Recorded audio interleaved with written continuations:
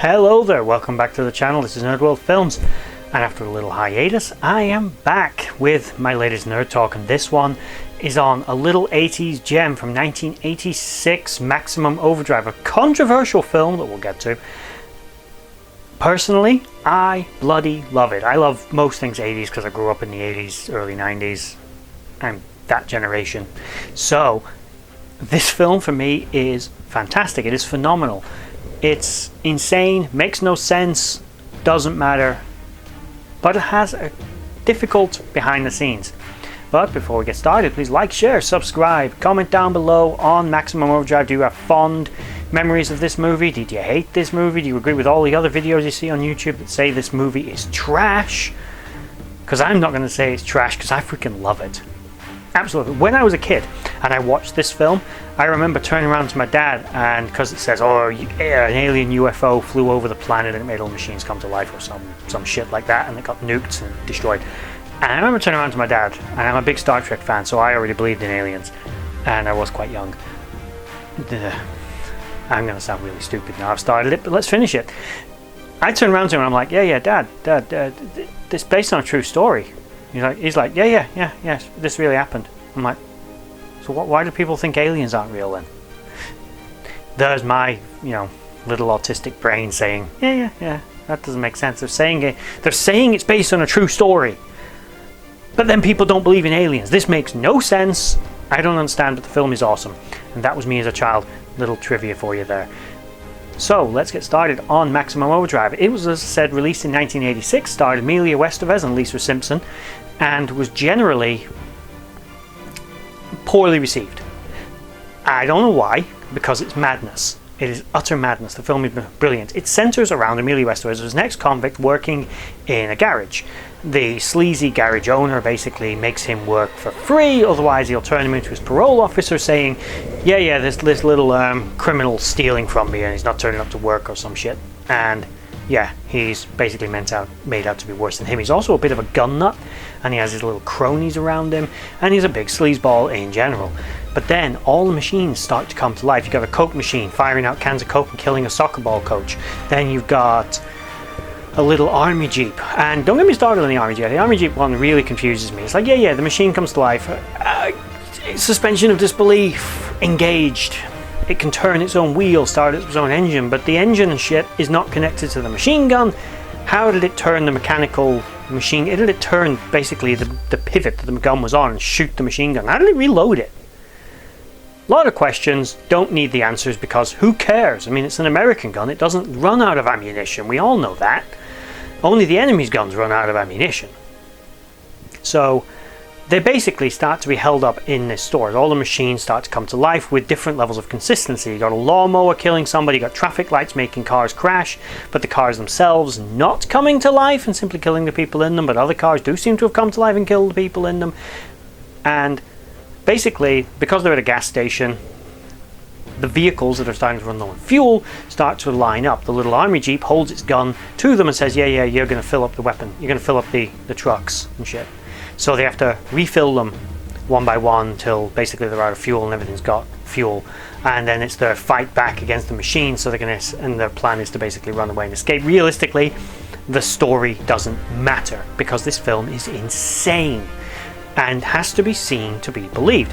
There is one standout, which is the Green Goblin truck, which is literally, by the way, the actual face of the Green Goblin. How they got the rights to that in this film, I don't know, but they managed it, and there's basically a truck which on the front has a big setup of the Green Goblin from the Marvel Comics Spider-Man series, and it's the main protagonist. The idea was to give literally a face to the enemy rather than them all just being, Optimus Prime in his truck form. So this main truck is the main antagonist, for lack of a better term, and it's eventually defeated. It crashes, good guys triumph, sort of, and the alien ship is shot down. The film, as I said, the storyline is flimsy, to say the least, but it's filled with very memorable characters, a lot of very interesting people, and Emilia Estevez actually gives a standout performance playing this role like it's really serious. And another thing to note about this movie is it was directed by the horror master himself, Stephen King. To date, his only voyage into directing.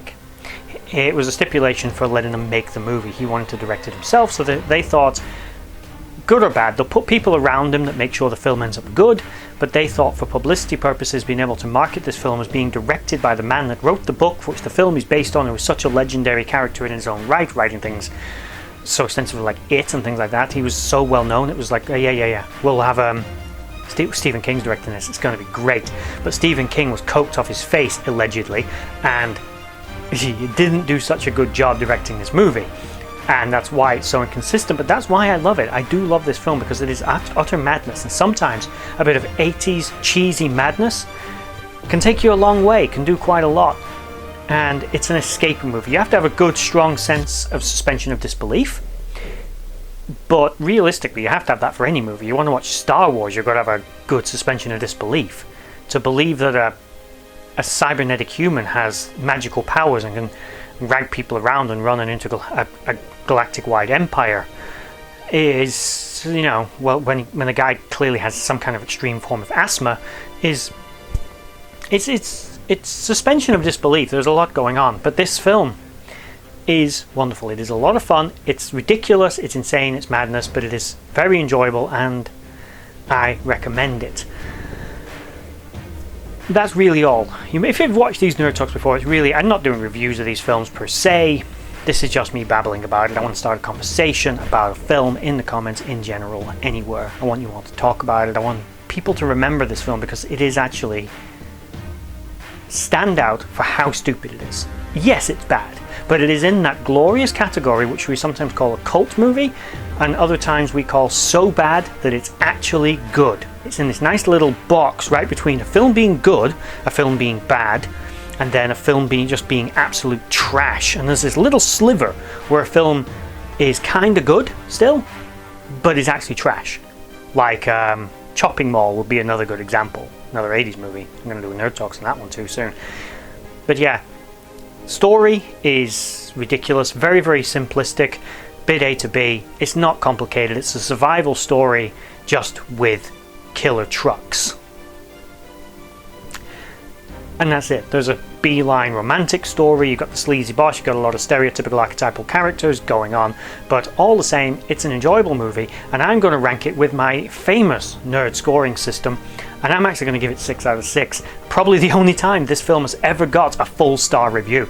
And the reason I'm giving it such a high review is because this is my list, my film, my scoring, and I'll score it however I damn well please. And I like this film, so I'm scoring it 6. I'm not...